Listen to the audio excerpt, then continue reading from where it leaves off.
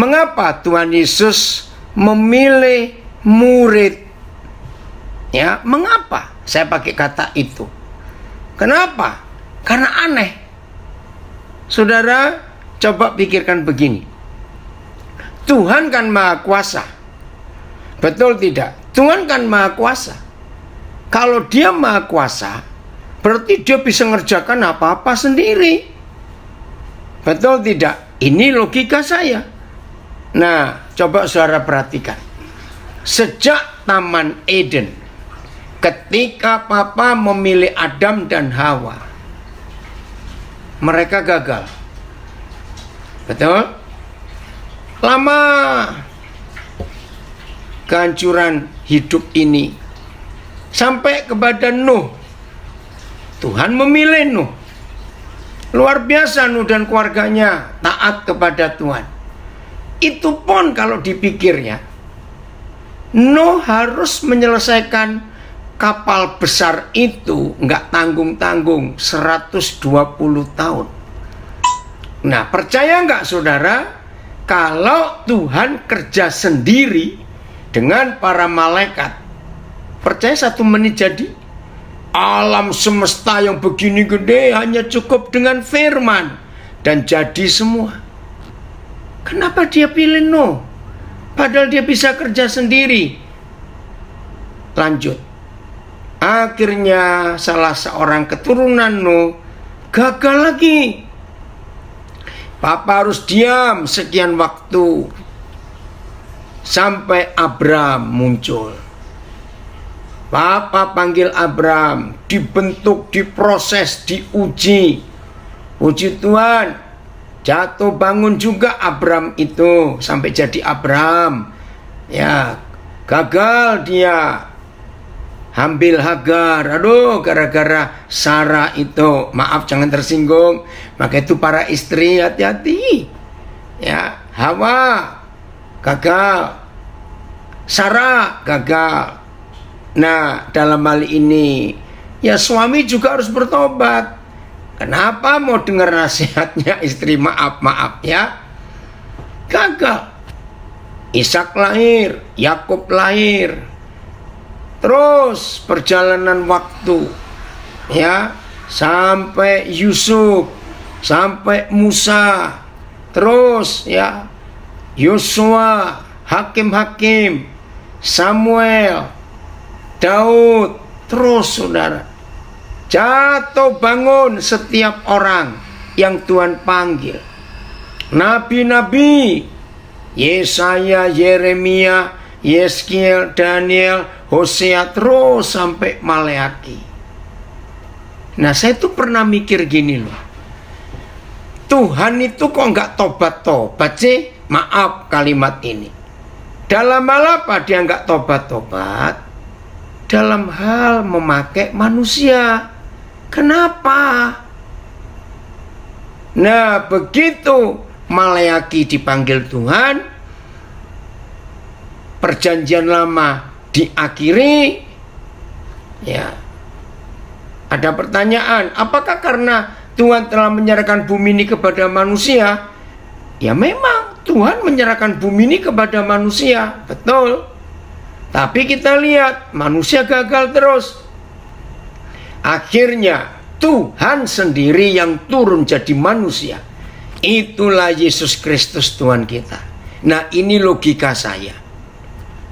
Saya mikir, ya udah, kalau Papa sendiri yang turun jadi manusia untuk menggenapi semua rencananya atas bumi ini logika saya. Saya pikir Tuhan gak perlu orang lagi. Ya udah, biar kerja sendiri. Lukas 6 menulis, Yesus Tuhan doa semalam-malaman untuk memilih murid yang cuma 12 ekor istilahnya ya. Sedikit 12. Saudara perhatikan, dipilih dengan doa semalam. Berarti doanya nggak main-main dong. Ayo mikir.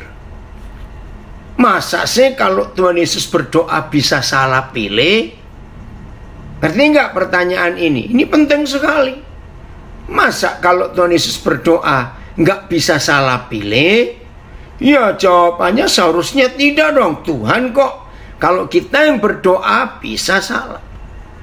Saudara lihat, kok bisa Yudas termasuk yang didoakan oleh Tuhan Yesus semalam-malaman? Saya mikir itu. Petrus yang seperti itu. Dan Thomas. Saudara, apakah Tuhan salah doa? Jawabannya tidak. Oke, saya kembali ke perjanjian lama. Waktu saya jadi guru sekolah minggu, saudara, maka itu penting sekali belajar bersama dengan anak-anak. Saya lagi mengajar tentang perjalanan Israel dari Mesir menuju Kanaan. Ya, dengan urapan Roh Kudus saya menceritakan kepada anak-anak betapa sulitnya mimpin mereka. Aduh, bandelnya luar biasa. Saya sampaikan bagaimana Musa stres. Mereka melawan Tuhan. Harusnya cuma singkat, mungkin cuma perlu sebulan atau kurang lah, saya nggak tahu. Tapi kenapa putar-putar sampai 40 tahun? Wah, cerita semua kesulitannya. Saudara dengar, tiba-tiba ada seorang anak yang nyeletuk. Dan saya bersyukur Tuhan beri saya pikiran itu dari anak sekolah minggu ini. Mikir begini, Om, Tuhan malaikatnya kan banyak. Oh iya. Terus kenapa? Nah, saudara, saya kaget, saya tertawa karena lucu pikiran anak ini. Tapi itu betul. Dengarkan, saudara. Itu jawabannya saya baru ketemu kira-kira 10-11 tahun kemudian. Setelah anak sekolah minggu ini tanya. Begini anak ini tanya, Om, kan Tuhan punya malaikatnya banyak. Kenapa Tuhan gak nyuruh satu orang malaikat gendong satu orang Israel terus cet dari Mesir ke Kanaan? Kan nyampe. Saudara, saya tertawa. Betul juga ini pikiran anak ini. Ayo, saudara pernah kepikir gak? Ya toh kalau Tuhan suruh malaikatnya, nggak perlu repot-repot nurunkan mana. Ya, ini ada yang komen. Malah saya pikir, kenapa Tuhan tidak menghapus saja bangsa Mesir? Jadi Israel nggak usah pindah. Maaf ya Pak Daniel, nggak apa-apa. Kita diskusi kok. Ya, ada lagi. Benar, bisa saja Papa mengerjakan. Karena dia Tuhan. Tapi Papa perlu murid supaya namanya dipermuliakan di antara manusia di bumi. Saudara, ini loh yang luar biasa. Padahal yakin gak? Kalau Tuhan pakai malaikat, semua pekerjaannya itu pasti akan lebih cepat selesai daripada pakai kita. Ada alasan-alasan spesial yang saya pernah mikir. Ya, begini, saudara percaya nggak? Kalau Tuhan pakai malaikat suruh diundang khotbah, misalnya ada gereja, ada apa, bisa itu khotbah undang malaikat. Saudara percaya sebelum malaikat itu khotbah baru nongol saja, wah yang hadir bertobat semua karena lihat malaikat. Betul? Daripada pakai orang yang ribetnya. Kepikir nggak kalau Tuhan pakai malaikat? Itu nggak perlu transportasi, nggak perlu akomodasi, nggak perlu konsumsi. Malaikat kok. Tapi kalau dia pakai kita, aduh ribetnya. Apalagi ada bantuan tertentu. Kalau diundang, milih pesawatnya, maunya bisnis, untuk jemput dari bandara saja milih mobil apa. Waduh, ngeri. Saudara, disinilah kita melihat walaupun Tuhan tahu kalau dia pakai kita, pekerjaannya akan lambat selesai. Tapi dia tetap pakai kita. Kenapa? Ya ada yang bilang ya jadi hemat biaya ya. Betul kalau pakai malaikat itu.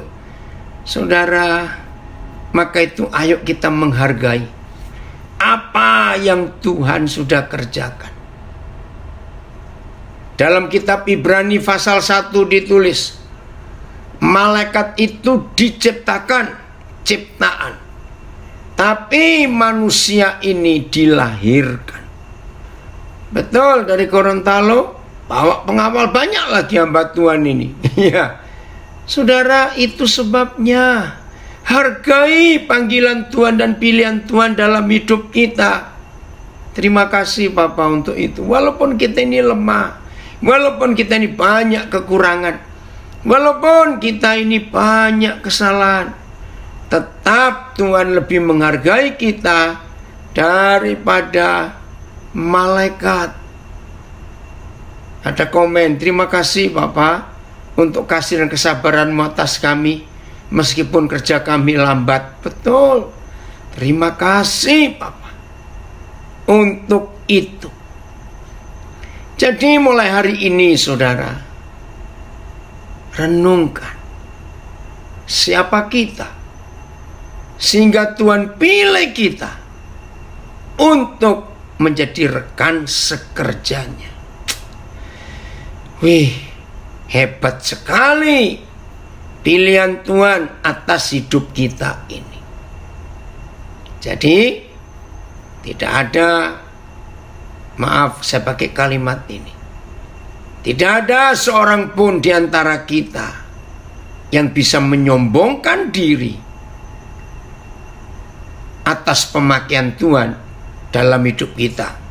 Tidak ada. Betul.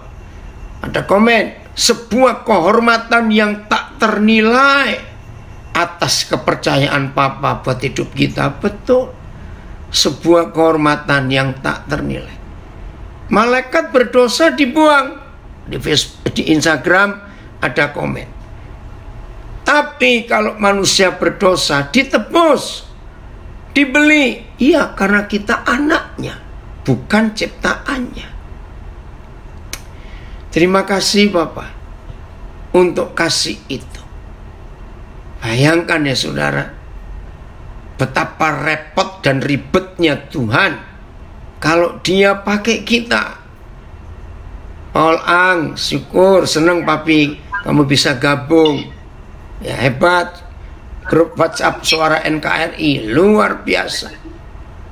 Nah, inilah fakta. Bagaimana kalau Tuhan pakai manusia, pekerjaannya akan lambat. Ya. Kenapa Tuhan pakai kita, nggak pakai ahli Taurat? Nah, lain lagi. Karena ahli Taurat itu sombong-sombong, merasa diri hebat, merasa diri paling dekat dengan Tuhan, tapi hidupnya ngaco. Jadi Tuhan pakai kita saudara, karena Dia sayang kita, menghargai kita. Terima kasih. Ada komen lagi, ya, dapat kerjaan terhormat, gratis, tanpa belajar. Tapi kita ini banyak maunya ya. Terus ada komen, sadar. Betul.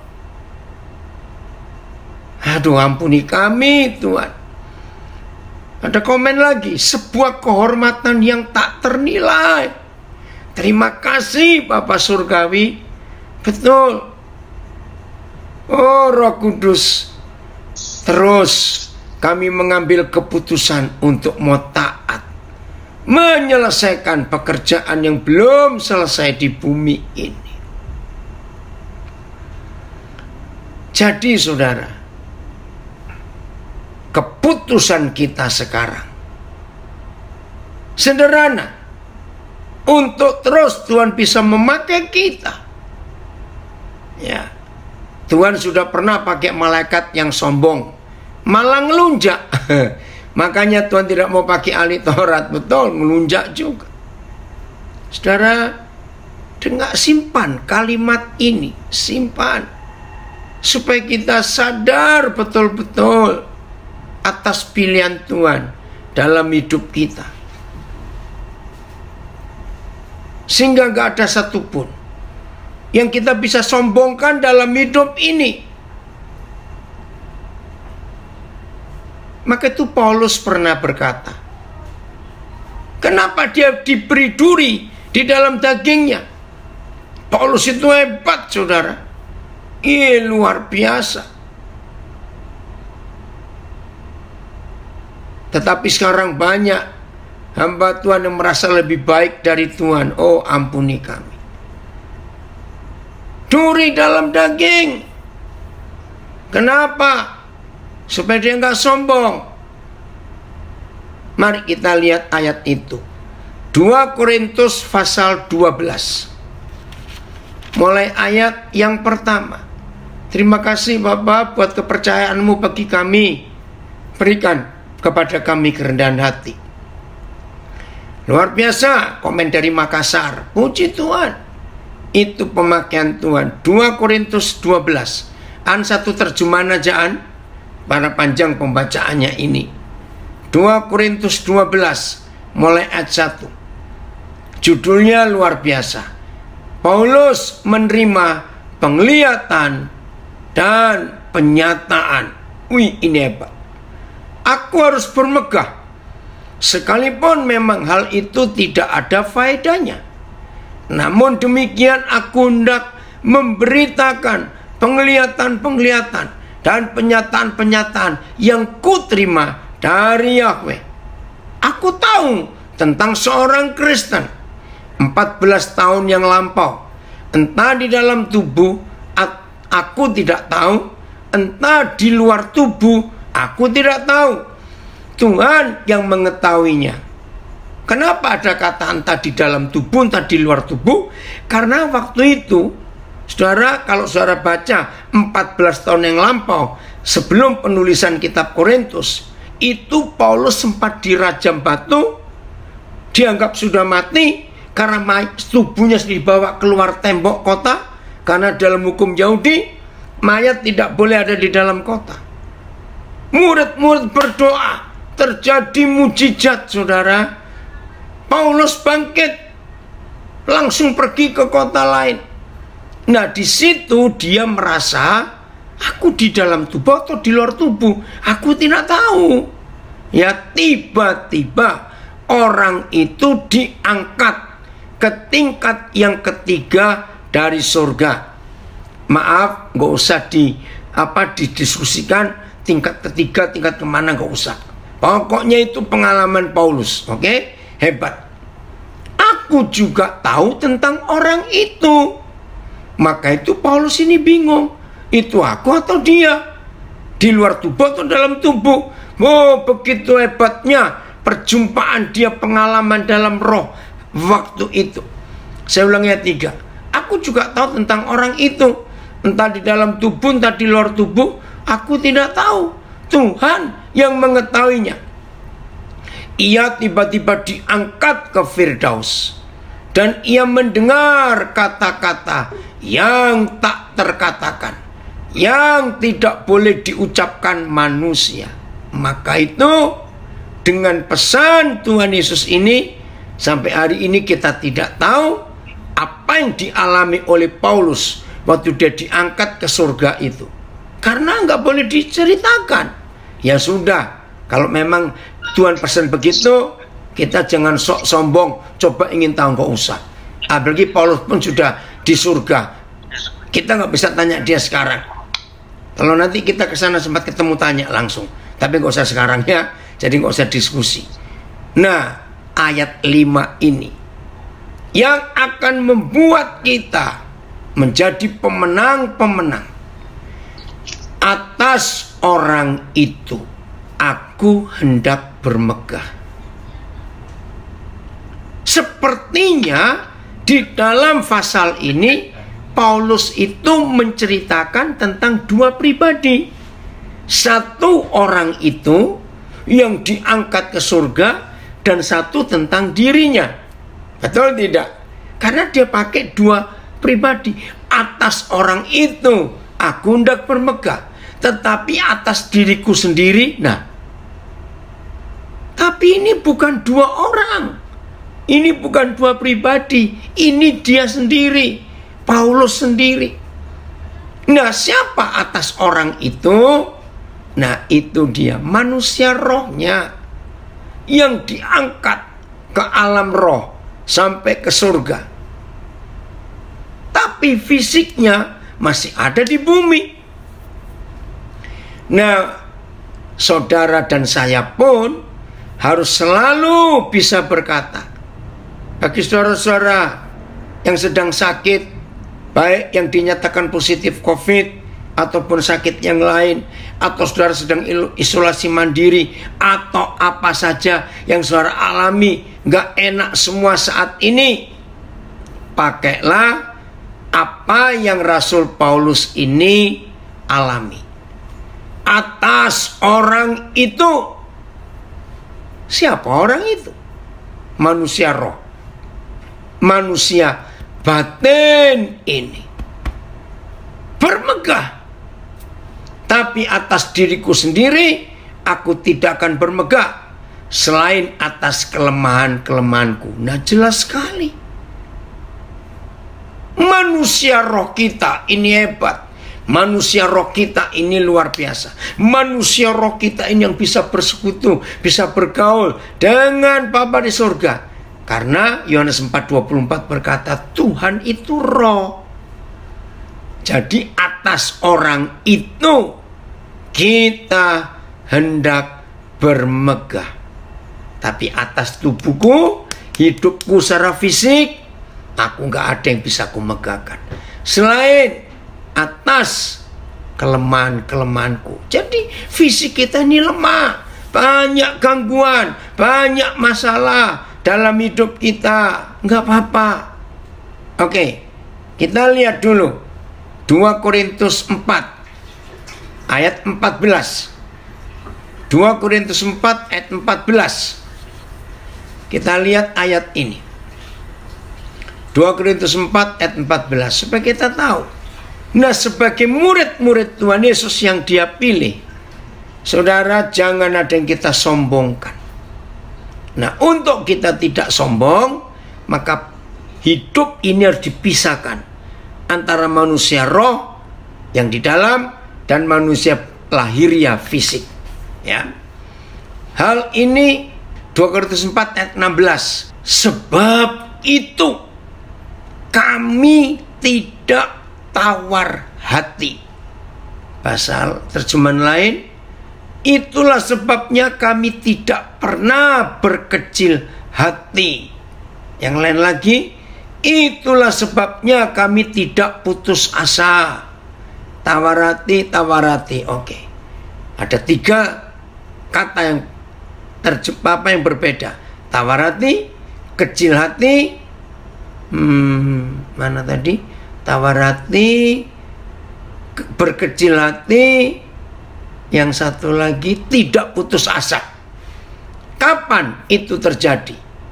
Ketika meskipun manusia lahiriah kami semakin merosot, manusia fisik tidak boleh putus asa, tidak boleh kecil hati, tidak boleh kecewa.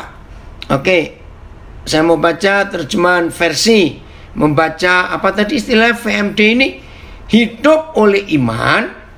Itulah alasannya kami tidak pernah menyerah. Tubuh jasmani kami, maaf ya sebentar, tubuh jasmani kami semakin tua dan lemah, tetapi roh dalam kami selalu diperbarui setiap hari. Wih, itu keren sekali. Ya, saya ulangi, baca yang terjemahan baru. Sebab itu kami tidak tawar hati, tetapi meskipun manusia lahiriah kami semakin merosot, namun manusia batin, manusia roh kami dibarui dari sehari ke sehari. Saudara perhatikan, ini kekuatan murid-murid Tuhan Yesus. versi mudah dibaca. Terima kasih Mike. VMD itu versi mudah dibaca. Saya ulangi saudara, sebagai murid-murid Tuhan Yesus, supaya Tuhan tetap pakai kita sampai akhir hidup kita, maka kita tidak boleh lebih mementingkan manusia fisik, tapi manusia roh. Itu harus kita pentingkan. Nah, dengan COVID-19 ini, penampilan kita secara fisik tidak diperlukan lagi, karena hari Minggu ibadah tidak seperti sebelum COVID. Oh, bisa datang ke gedung gereja yang megah, kita mesti mikir ini penampilan itu. Bahkan, maafkan saya, di gereja-gereja besar, di kota-kota besar, beda yang di kota-kota kecamatan, di kota-kota kabupaten, desa-desa beda. Orang hari Minggu ke gereja ya biasa saja, yang penting rapi. Tapi kalau di kota besar, lalu dengan lampu sorot yang wah meriah, terus juga dengan itu kamera yang bisa muter-muter jalan-jalan, keren. Itu hati-hati itu, karena tiap kali kebaktian disorot. Maka orang sibuk dengan penampilan, nggak salah, karena memang disorot kamera. Tapi di masa COVID-19 ini, kita ibadah di depan HP ditonton oleh diri sendiri. Betul tidak? Yang nonton kan cuma kita sendiri. Kalau toh hostnya pakai layar lebar, silakan nonton itu. Saudara, inilah hidup kita. Jadi manusia roh kita sebagai murid Yesus yang harus ditingkatkan, harus dikuatkan. Manusia roh kita, bukan manusia fisik. Maaf, jangan tersinggung. Sebelum COVID, kira-kira marah nggak ya kalau saya ngomong ini? Rata-rata nggak semua. Sebelum COVID, itu biasanya yang mau tampil pemusik, pemuji Tuhan, WL, singer, ya, usher, pemain rebana, semualah, ya, istri hamba Tuhan. Itu biasanya, jangan marah, dandannya lebih lama daripada jam kebaktiannya. Maaf, nggak semua loh ya, nggak semua. Wajar, karena mau tampil. Tapi di masa seperti ini harus manusia batin yang kita kuatkan, yang kita perhatikan. Betul, kembali ke gereja rumah. Saudara, hubungan pribadi kita dengan Bapa di surga. Sekarang ini semua dikerjakan di rumah. Terima kasih untuk sosial media, untuk informasi teknologi IT. Dengan telepon semuanya kita bisa kontak dengan sebanyak-banyaknya orang. Untuk hidup ini jadi berkat. Oke, ada yang bilang nggak marah Pak Ben, karena kenyataan. Puji Tuhan. Kalau nggak marah, ya, Pak Agus Sendarsa sama Rinda, puji Tuhan, gabung. Saudara, maka itu sebagai murid-murid Tuhan Yesus, ayo manusia batin kita yang kita dandani. Tahu kata dandani ya? Yang kita tingkatkan dalam hubungan secara pribadi dengan Bapa di surga. Puji Tuhan. Grace Lembang. Kembali ke 2 Korintus 12 ayat 4 sekarang. Betul banget, itu kenyataannya, ya, betul, ya. Hidup ini adalah kesempatan. Ishak, Yahu, terima kasih. Dari mana itu? Palembang, anak saya ini hadir. 2 Korintus 12 ayat yang kelima. Ya, kelima. Atas orang itu aku hendak bermegah. Tetapi atas diriku sendiri aku tidak akan bermegah, selain atas kelemahan-kelemahanku. Oke? Sebab sekiranya aku hendak bermegah, karena pemakaian Tuhan yang luar biasa dalam hidup Paulus, juga aku bukan orang bodoh. Oh maaf, saya ulang ya. Nah, saudara, ayat 5 ini biar jadi perhatian buat kita sebagai murid-murid Tuhan Yesus. Sebab sekiranya aku hendak bermegah juga, aku bukan orang bodoh lagi, karena aku mengatakan kebenaran. Tetapi aku menahan diriku, supaya jangan ada orang yang menghitungkan kepadaku lebih daripada yang mereka lihat padaku atau yang mereka dengar daripadaku. Maafkan, ayat 5 ini, oh maaf, ayat 6, 2 Korintus 12 ayat 6 ini, tidak sedikit hamba-hamba Tuhan lagi khotbah atau lagi apa memberi kesaksian tentang hebatnya dia dipakai Tuhan. Orang mati bangkit, orang lumpuh berjalan. Nggak salah memberikan kesaksian itu. Tapi kita harus ingat, yang kita megahkan siapa? Ya, nggak ada yang kita megahkan, nggak ada yang kita banggakan dari hasil pelayanan kita, tidak ada. Semuanya hanya karena Tuhan. Maka itu kita tidak boleh sombong dalam pengalaman-pengalaman kita, hamba Tuhan, sebagai murid-murid Tuhan Yesus. Kita nggak boleh menyombongkan diri, biar Tuhan aja yang dipermuliakan. Sebentar ya, biarin di situ. Saya mau cari ini di Lukas 17. Ada ayat yang luar biasa. Sebentar, saya cari. Jadi saya baca lagi 2 Korintus 12 ayat 6. Sebab sekiranya aku hendak bermegah juga, aku bukan orang bodoh lagi, karena aku mengatakan kebenaran. Tetapi aku menahan diriku, supaya jangan ada orang yang menghitungkan kepadaku lebih daripada yang mereka lihat padaku atau yang mereka dengar daripadaku. Jangan. Saudara, suatu kali saya pernah dengar Reinhard Bonnke khotbah. Ya, saya lupa tahun berapa, sudah lama, tahun 80-an yang lalu. Begini, Reinhard Bonnke berkata, ternyata banyak hamba-hamba Tuhan sekarang tidak bisa matematika. Baik, saya bilang, apa urusannya tidak bisa matematika? Nah, ternyata begini, tahun 84, oke, dia khotbah begini. Mengapa kalau ada penginjil khotbah KKR di gereja di lapangan? Cerita, wih saudara-saudara, waktu selesai saya khotbah, saya panggil maju ke depan altar call. Yang datang sekian. Kenapa mesti dilebih-lebihkan jumlahnya? Yaitu Reinhard Bonnke berkata, hamba Tuhan gak bisa matematika, ngitung aja gak bener. Karena sombong, dilebih-lebihkan. Maaf ya, jangan. Nah, Lukas 17,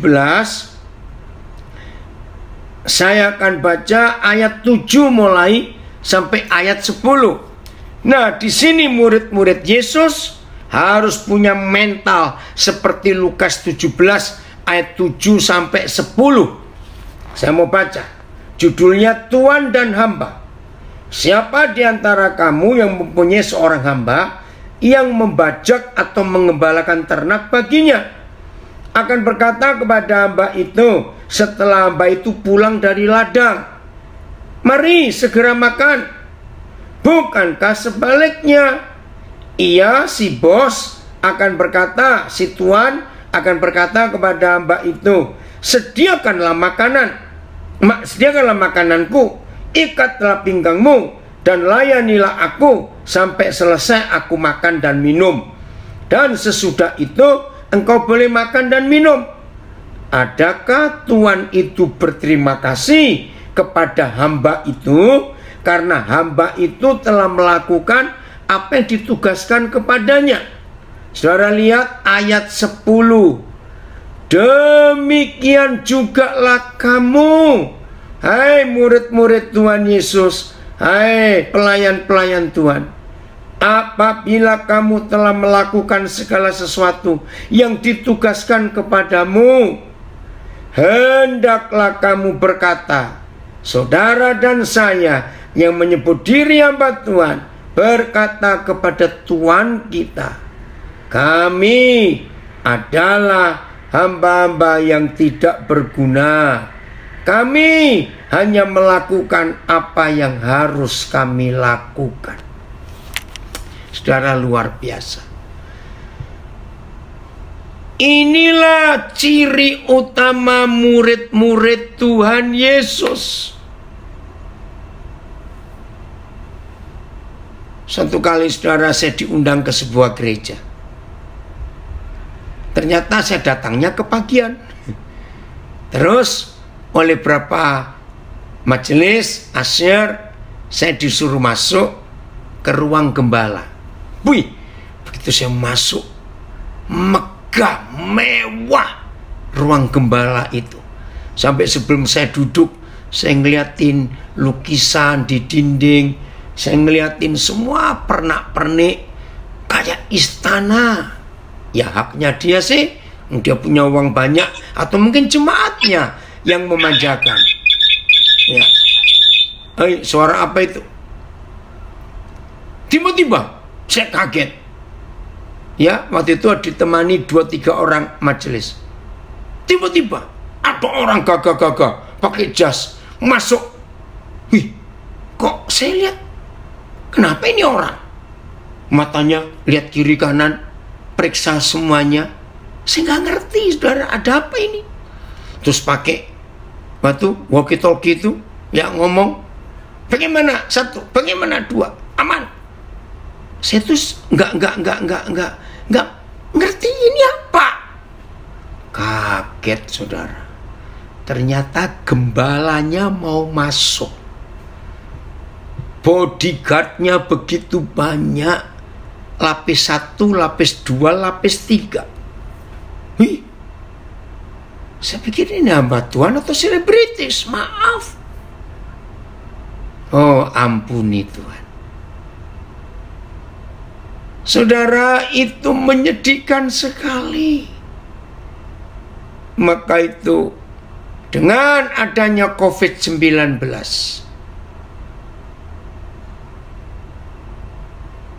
hamba-hamba Tuhan yang seperti itu, orang Papua bilang tara laku. Ya, tidak itu tara. Orang Maluku Utara, Ternate, dengan Papua kalau ngomong tidak itu tara. Tara tahu? Tara laku. Nggak laku lagi. Dengan COVID, mau ditampilkan kemana? Maka itu mari kita periksa hati kita sebagai murid-murid Tuhan Yesus, supaya tetap rendah hati dan Tuhan pakai kita. Kembali ke 2 Korintus 12. Ya. 2 Korintus 12 ayat yang ke-7. Ya. 2 Korintus 12 ayat yang ke-7. Dan supaya, diulangi lagi pernyataan Paulus, dan supaya aku jangan meninggikan diri karena penyataan-penyataan yang luar biasa itu. Saudara, kita bersyukur kepada Tuhan Yesus yang masih menghargai kita, orang-orang lemah dan orang-orang bau seperti ini. Jangan tersinggung loh. Saya berkata orang lemah dan bau. Ya, saya sering berkata kepada berapa orang yang sombongnya luar biasa. Kucing itu masih lebih hebat dari kita. Apa yang kita mau sombongkan? Maksudnya apa? Lihat, kita ini nggak berbulu, mandi, pakai parfum, minyak wangi, nggak berapa lama bau lagi. Nah, kucing itu berbulu, nggak mandi, nggak pakai minyak wangi, tidak bau. Ayo, siapa lebih keren, kita atau kucing? Maaf, mau sombong apa? Oh, saudara, kita harus bertobat.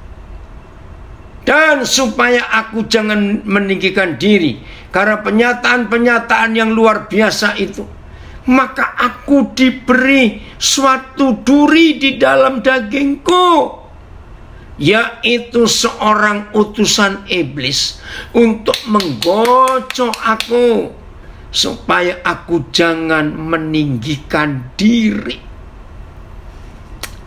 Luar biasa, saudara.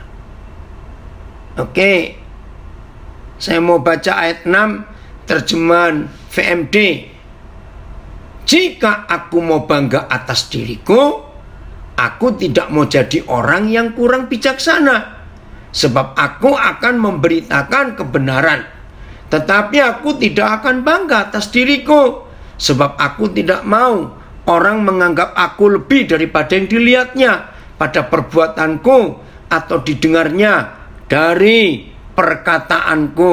Itu terjemahan ya, versi membaca dengan mudah. Terima kasih Mike untuk tambahan itu. Ya, dimurnikan roh hati kita, betul sekali. Ya, oke, jadi mari kita mulai belajar hidup sungguh-sungguh mentaati firman Tuhan. Ayat 7 dari VMD. Aku tidak boleh terlalu bangga atas hal yang luar biasa yang ditunjukkan kepadaku, sehingga hal yang menyakitkan diberikan kepadaku. Malaikat setan diutus untuk memukul dan menahan aku supaya jangan terlalu bangga. Betul. Maka itu saudara, kalau kita hidup dipakai Tuhan luar biasa, hati-hati. Jangan kita mencuri kemuliaan Tuhan. Itu maksudnya. Masih pengalaman Paulus. Ayat 8 sekarang. Wih, luar biasa. Tentang hal itu. Tentang utusan iblis tadi. Tentang hal itu. Aku sudah 3 kali berseru. Nggak main-main loh. 3 kali berdoa kepada Tuhan supaya utusan iblis itu mundur daripadaku. Kurang apa Paulus rohaninya, hebatnya dalam melayani Tuhan? 3 kali. Tetapi jawab Tuhan kepadaku, jawabannya nggak enak. Cukuplah kasih karuniaku bagimu Paulus, cukup berkatku, cukup penyertaanku.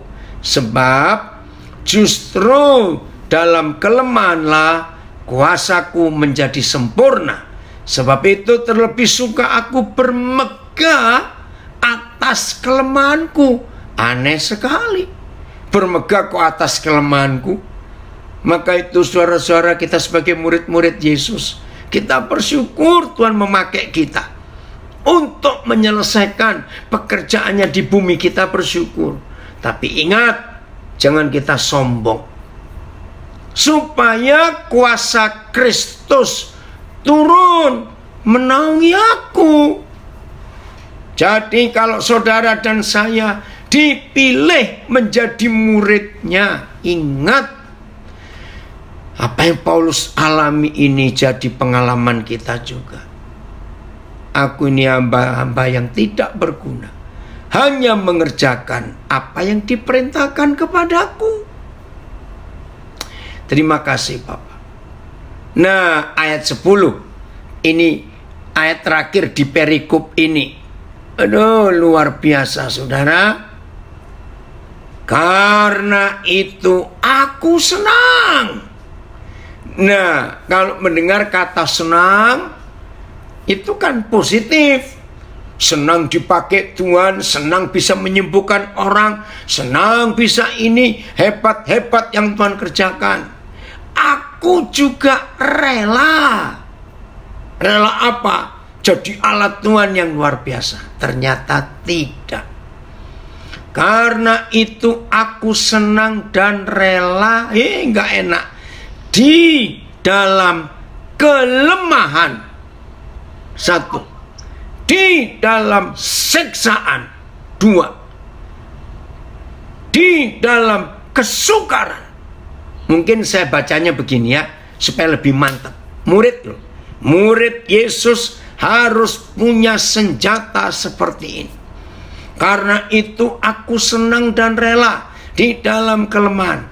Aku senang dan rela di dalam siksaan. Aku senang dan rela di dalam kesukaran. Aku senang dan rela di dalam penganiayaan. Aku senang dan rela di dalam kesesakan. Oleh karena Kristus. Tuhan, terima kasih. Terima kasih kalau Tuhan memilih kami jadi murid-Mu.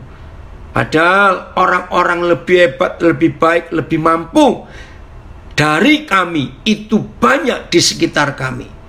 Tapi Tuhan pilih kami, ini anugerah. Maka itu kalimat ini. Sebab jika aku lemah, maka aku kuat. Kan aneh. Artinya saudara, di dalam hidup ini sungguh-sungguh kita harus menjadi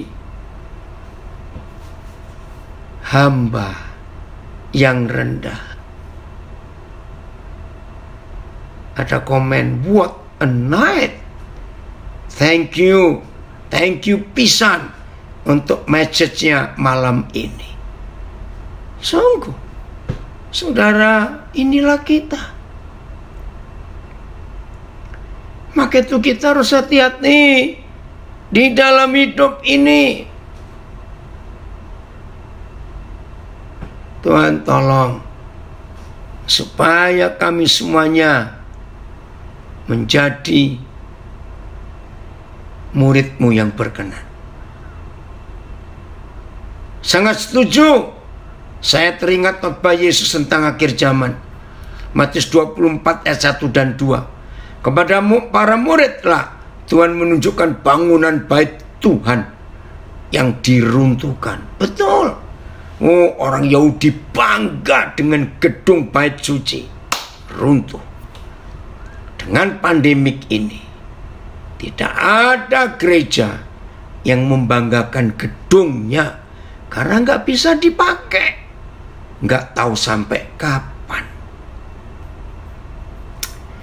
Oh Tuhan, tolong kami ya. FAYH. Setiap kali ia berkata, tidak, tetapi aku menyertai engkau.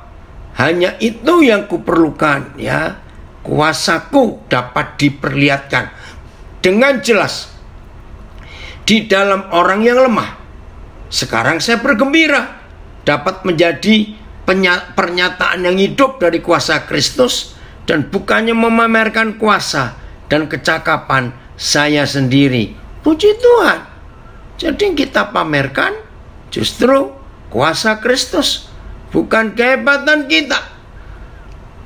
Karena saya tahu bahwa semua itu bagi kepentingan Kristus, maka saya tidak berkecil hati mengenai duri itu dan mengenai penghinaan, mengenai kesukaran serta penganiayaan. Sebab apabila saya lemah, saya menjadi kuat. Makin sedikit yang saya miliki, makin banyak saya menggantungkan diri kepadanya. Puji Tuhan. Ya, berapa terjemahan yang beda-beda, ya kita makin mengerti kehendak Tuhan dalam hidup kita. Nah, jadi kalau saudara dan saya dipilih orang lemah, justru supaya Tuhan yang dipermuliakan. Sekarang kita ketemu jawabannya. Apakah Tuhan salah berdoa? Tidak. Kenapa Kenapa yang dipilih ada Simon? Pengecut, penyangkal lagi. Kenapa ada Yudas yang mata duitan, pengkhianat lagi? Kenapa ada Thomas? Seharusnya itu jawaban yang baru kita pelajari, supaya nggak sombong. Tuhan nggak pilih orang-orang hebat secara penglihatan, mata orang, penampilan, gelar, tidak. Tapi Tuhan ingin memakai kita untuk menjadi rekan sekerjanya, menyelesaikan pekerjaannya di bumi ini. Nah, jadi satu kalimat untuk kita simpulkan, harus kita direndahkan, harus kita digocok, harus ada istilah utusan iblis. Makin kita merasa tidak berdaya, wajar tidak, kita makin merasa perlu Tuhan. Saya ulangi, supaya mulai hari ini, kalau saudara dan saya sudah dipilih menjadi muridnya, menjadi rekan sekerjanya, untuk kita belajar. Catat, makin kita sadar kita lemah, kita nggak berdaya, makin kita sadar, merasa takut. Saudara, justru di situ sebagai murid-muridnya kita merasa aku perlu Tuhan, aku perlu Tuhan, aku nggak bisa ini Tuhan. Itu dia. Terima kasih Bapak untuk fakta ini. Saudara, masih banyak pekerjaan yang belum selesai di bumi. Sedih kalau kita melihat itu. Sedih sekali. Oke, kita lihat berapa ayat lagi supaya Tuhan dipermuliakan. 1 Korintus 1 mulai ayat 27. Tetapi apa yang bodoh bagi dunia dipilih Tuhan untuk memalukan orang-orang yang berhikmat. Dan apa yang lemah bagi dunia dipilih Tuhan untuk memalukan apa yang kuat. Tetapi Tuhan sudah memilih yang bodoh dari dunia untuk mempermalukan yang bijaksana. Dan Tuhan memilih apa yang lemah dari dunia untuk mempermalukan yang kuat. PS, sebab memang Tuhan sengaja memilih yang dianggap bodoh oleh dunia ini supaya orang-orang pandai menjadi malu. Dan Tuhan memilih juga yang dianggap lemah oleh dunia ini supaya orang-orang yang gagah perkasa menjadi malu. Terjemahan yang lain lagi. Akan tetapi Tuhan telah memilih apa yang bodoh dari dunia supaya dia dapat mempermalukan mereka yang berhikmat. Dan Tuhan telah memilih apa yang lemah dari dunia supaya dia dapat mempermalukan apa yang kuat. Ayat 28. Inilah kita. Ya, inilah kita. Ayat 28. Dan apa yang tidak terpandang dan yang hina bagi dunia dipilih Tuhan. Bahkan apa yang tidak berarti dipilih Tuhan untuk meniadakan apa yang berarti. Dan Tuhan memilih yang tidak terpandang dari dunia dan dipandang rendah, bahkan hal-hal yang tidak berarti untuk meniadakan hal-hal yang berarti. BIS, Tuhan memilih yang dianggap rendah, hina, dan malah yang dianggap tidak berarti oleh dunia ini supaya Tuhan menghancurkan yang dianggap penting oleh dunia. Dan Tuhan telah memilih apa yang tidak terpandang dan apa yang hina dan apa yang tidak berarti supaya dia dapat meniadakan apa yang berarti. Hebat saudara. Terima kasih. Saya baca terjemahan VMD. Dan dia memilih yang dianggap tidak penting dan yang hina bagi dunia yang memilihnya untuk membinasakannya dianggap penting oleh dunia. Wih, tajam sekali. Ada yang berdoa, yes, amin, pakailah Tuhan hidupku. Betul, saudara. Nah, dengan konsep ini, kalau saudara dan saya menjadi murid-murid Tuhan Yesus, maka kita semuanya bisa dipakai Tuhan dengan dahsyat luar biasa. Oh, puji Tuhan untuk itu. Ayo kita rame-rame ya, supaya Tuhan dipermuliakan. Ayat 29, masih 1 Korintus 1 ayat 29.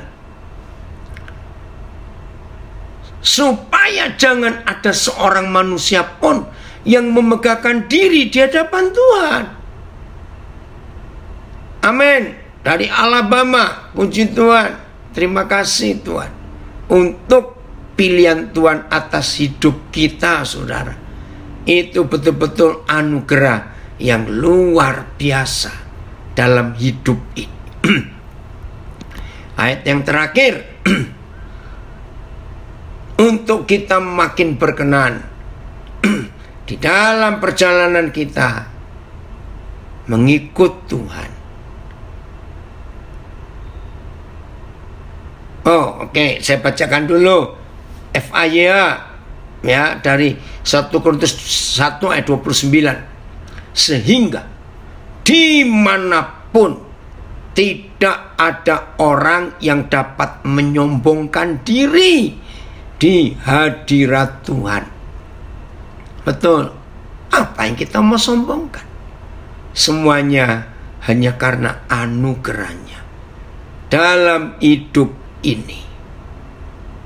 Luar biasa bukan? Kalau kita mau menjalani, ya sedih rasanya ingatkan orang tentang firman Tuhan selama ini. Tetap mengeraskan hati. Bahkan ada yang berkata tidak lihat dirinya, maaf, mau pusing orang. Bahkan ada yang mengejek dan marah. Dan oke, ampuni orang-orang seperti itu. Oke ya, kita lihat surat Titus. Setelah Timotius ada surat Titus. Pasal yang pertama, ayat yang ke-7 dan 8.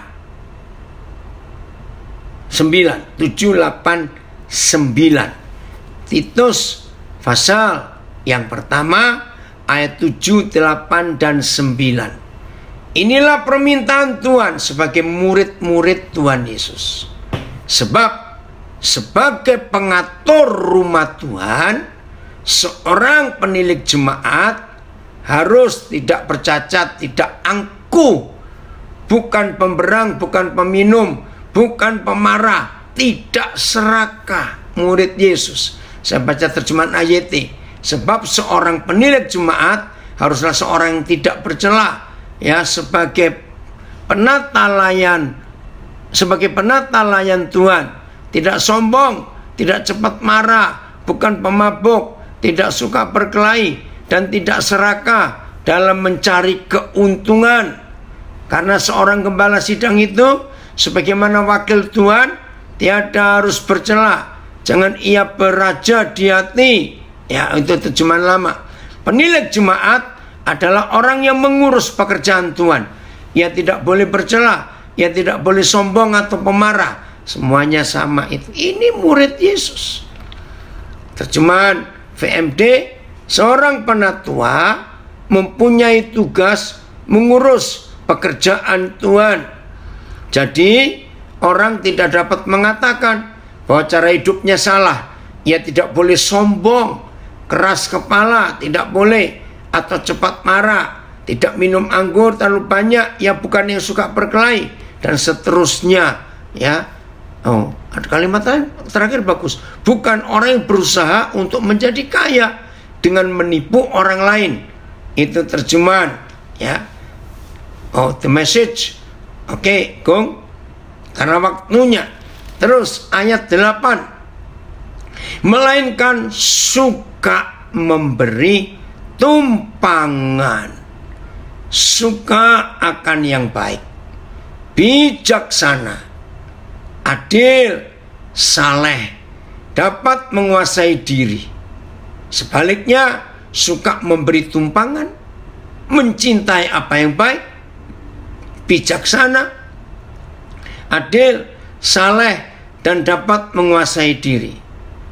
PIS, ia harus senang menerima orang di rumahnya, suka akan hal-hal yang baik, dapat menahan diri, jujur, suci, dan tertib. Oke, memberi tumpangan. Ciri murid Yesus: tidak boleh sombong, tidak angkuh, tidak bercela, dan lain-lain tadi ya. Lalu memberi tumpangan, menerima orang baik di rumahnya maupun di hatinya. Lihat Tuhan Yesus memberi tumpangan di hatinya. Dia tahu Yudas itu siapa, dia tahu Petrus itu siapa, dia tahu Thomas itu siapa, tapi tetap diterima, saudara. Oh, itu luar biasa. Seorang penatua harus siap menolong orang lain dengan menerimanya di rumahnya. Ia suka terhadap yang baik, ia harus bijaksana dan hidup dengan benar. Puji Tuhan. Saudara, itulah yang Tuhan inginkan. Ayat 9, dan berpegang kepada perkataan yang benar. Mulutnya nggak boleh ember, murid Yesus yang sesuai dengan ajaran yang sehat, supaya ia sanggup menasihati orang berdasarkan ajaran itu, firman itu, dan sanggup meyakinkan penentang-penentangnya. Betul, Agung menerima orang di rumah dan di rumah hatinya. Itu kita. Masih ingat saya pernah mengajar, menerima orang di rumah kita itu jauh lebih mudah daripada menerima orang di hati kita. Kenapa? Kalau menerima orang di rumah kita, kita nggak suka pada orangnya karena jorok, dan begitu pamit pulang, wajar ada basa-basi. Oh ya, sama jalan ya, kapan balik lagi? Mulutnya, tapi hatinya dongkol, awas kamu balik lagi. Betul tidak? Tapi kalau menerima orang di hatinya, nggak bisa pura-pura. Wih, ini luar biasa. Maka itu Tuhan Yesus bisa menerima Petrus di hatinya, bisa menerima Thomas, bisa menerima Yudas di hatinya, walaupun dia tahu. Itulah murid Tuhan Yesus.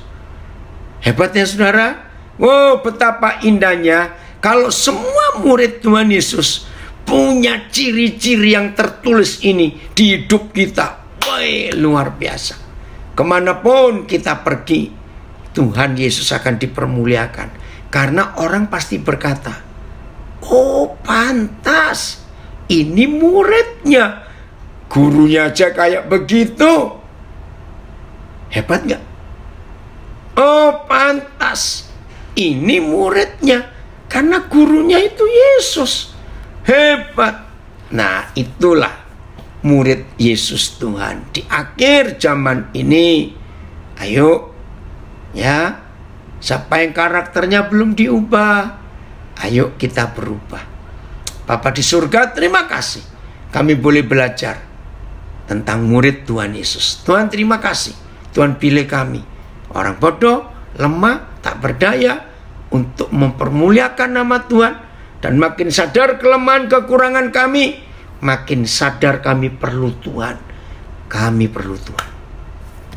Maka dengan demikian saudara, pekerjaan Tuhan akan cepat selesai. Kalau pekerjaan Tuhan cepat selesai, Tuhan Yesus cepat datang.